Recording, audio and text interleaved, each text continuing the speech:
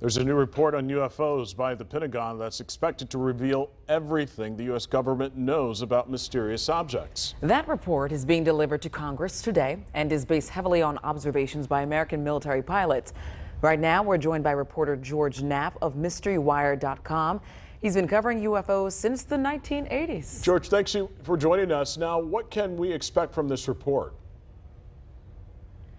I tell you, we just learned about 5 minutes ago that the public version of this report is going to be released today, sometime within the next hour. We weren't sure if we knew that today was the deadline for the report to be delivered to Congress. I suspect that Congress has had it actually for several days now, give them time to digest the contents. There is a classified version of the report that's longer, a shorter version that will be released to the public. We're going to know for sure what's in it a little bit later, but I put together this report to suggest what is and is not in what we will learn later today.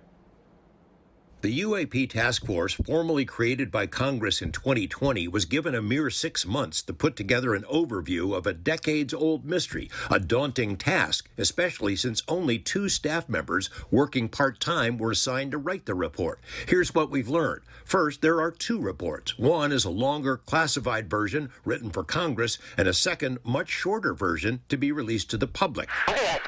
Second, here's what will not be in either report. No statement that extraterrestrials are among us. Oh my gosh, dude. No mention of the Roswell crash or spaceships at Area 51. No analysis of unusual debris or alien bodies. Third, instead, both reports focus on startling but well-documented incidents in which military assets encountered genuinely unknown craft that seemingly demonstrate technology beyond anything that exists in the U.S. arsenal. Splash. Starting with the 2004 Nimitz encounter with what's been dubbed the Tic Tac. The first comprehensive analysis of that incident was completed in 2009, a document we first made public 3 years ago. The Tic Tac video is known all over the world, but the public has never seen sensor data recorded back then by the Nimitz carrier group.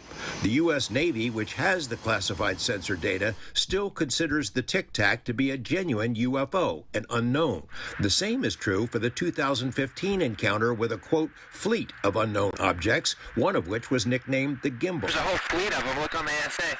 There are at least 120 other puzzling incidents examined by the UAP task force. Many of those include photos and videos. Among them are photos taken off the East Coast and bizarre videos recorded by the Navy off the West Coast. The report will leave open the possibility that some of these craft could be foreign-made drones, though there are serious doubts that China or Russia have made such a technological leap. If the objects are not ours, as the report suggests, and weren't made by adversary nations, whose are they? The report does not have an answer to that lingering question. We got a statement from Senator Marco Rubio just a couple of minutes ago. His office sent out a statement. Rubio was the chairman of the Senate Intelligence Committee last year that created the UAP task force. He's now the vice chairman of that committee. He says this report that the public is about to see an hour from now is a first step toward a greater understanding of what this phenomena is and whether it represents a threat to national security.